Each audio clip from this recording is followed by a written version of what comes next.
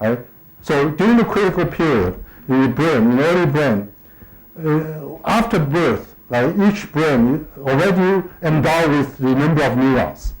The difference after for brain development, what's happening in brain development after birth is the establishment of network. Right? The number of neurons doesn't change with time, first few years. Right? Now after many years, the neuron die. The neuron doesn't, in most part of the brain, there's no neuron birth. All neurons are born during the embryonic period. After birth is fixed, right? So the network are formed after birth, very complicated network. This is where the spines and synaptic structure are formed. If you look at spine formation, which is the formation of excitatory synapse, and that goes up rapidly in a monkey. In a human, is similar, but with a different time scale in the development. Increasing spine, and then there's a drop in spine formation after a while. During the first few months up to the first few years. So what happens is there's a large amount of connection that's formed. But during development, during the critical period where the functions are being shaped by your experience, you actually have a whole cell pruning. You reduce all your spines. Connection are pruned. And what you have kept are the connections that's useful for your function. That's the actual motor function. You're starting crawling, standing, your function of recognizing your face. All those functions are acquired after birth during the critical period. And for each function in the brain, there's a particular critical period. Right? Let's say for human, in the case of human, the visual system, the critical period is probably lasts for 36 months or 2 years. This is a period where in the visual system, all the networks are formed and pruning. Right? The process of this rewiring or pruning process is to keep those connections that's functional, useful. And if you don't have a visual experience during this period properly, you don't have a proper network form for vision. You have a problem of vision, you have a weak vision afterwards. Right? So for language, it's even longer, maybe for human language, many years, like 6-7 years, would be the period where your wiring is happening. Now this is a characteristic different from what we are talking about, rewiring the adult brain. Rewiring is still going on, but not this whole cell rewiring in the early brain. Right? So here comes the plasticity. So why there's last 10 years, there are a lot of interest in the reactivation of developmental plasticity in the adult brain. The point is that there are experimental evidence, such as ocular dominance in the visual system. This developmental plasticity is supposed to be happening in the first few years in humans. This, after that critical period, there's no more plasticity. Experience doesn't change any network.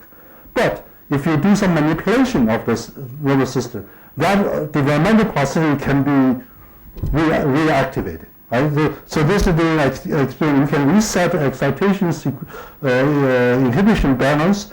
You can change the remove the growth inhibitory factors in the adult nervous system by enzyme treatment. This is all artificial experimental animal. But it says that in experimental animal, for example, you remove the extracellular matrix, chondroitin sulfate. This is a protein glycan filled with extracellular space. Those are consolidating the structure of the cellular tissue. If you digest those, then the activity, the plasticity developmental plasticity, high plasticity can reappear. Now that suggests that there are also other treatment like the genetic manipulation of this inhibitory factor. You can also do that. This suggests that the closing of the critical period in the development is associated with extracellular structure, called perineuronal net. It's an extracellular matrix that keep the structure stable. Now, why you want to do that? Because during the development, you are shaping a circuit that's learned by experience. You learn how to walk by shaping your motor circuits. Now, once you shape that circuit, you don't want to change easily, right? So you want to have a consolidation, a structural consolidation, by forming a stable extracellular matrix that keeps those synapses. That's why in the adult nervous system, the synaptic structure synaptic turnover is very low. Not too many changes in the spine structure. But you still want some activity, some plasticity in order to have memory. You want to have the plasticity required for the brain, right? So you leave some room for those changes. And that changes, in our case, is a simple local rewiring of connectivity by having the existing structure without changing too much, but search for a new partner. Right? So it's a limited rewiring in the adult system. Now, why this is important? Because one can imagine that this reduced plasticity is important because it has the benefit of stabilizing the synapse and the stored memory to be kept. Right? You learn how to speak. You don't want the ability to be lost. So you want it to be stable. But on the meantime, you want to learn new language, so you still want some plasticity. Right? So that's the adult plasticity that remain. Now, important thing is that you can reactivate those developmental. Now, we don't know whether this will be a useful thing for clinically. And in fact, people are interested in this because clinically, you need to have a rewiring of your circuits after injury so that you can reuse a new circuit.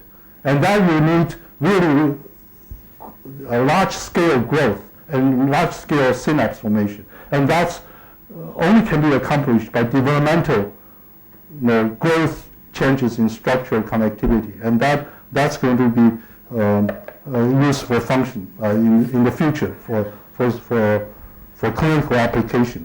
So how would you to do that? There could be biochemical and a physiological approach to do that. So I want to jump then. In order I'm going to jump a lot just to get to the last part of the talk because I'm supposed to talk about cognition. Now if you're interested, I'll come back again for this missing part.